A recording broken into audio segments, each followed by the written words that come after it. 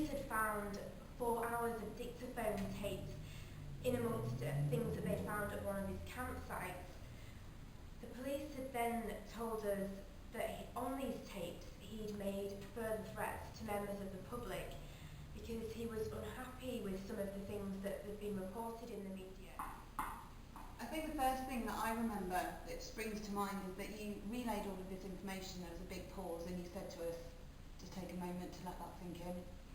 And I think we really did need that moment to let it sink in because it was such a shock and it was just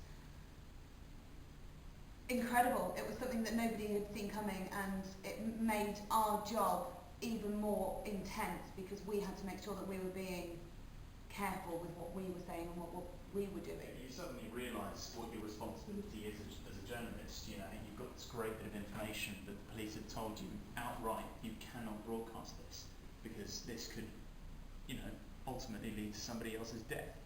So you suddenly realise that as a journalist, what you're saying on the radio could potentially change someone's life.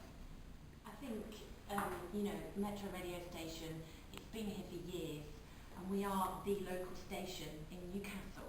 And I think something else that we all thought about and talked about was the fact that Rambo could have been listening to us, our bulletins, our news output, over the time he was on the road. It's a huge thing. You have to take that into consideration as well, that if he was listening, or if anybody that was in touch with him was listening and then relaying back what we were saying, it was vital that our output, you know, what we had in our news bulletins didn't upset him, didn't offend him, especially after what we were told from the police.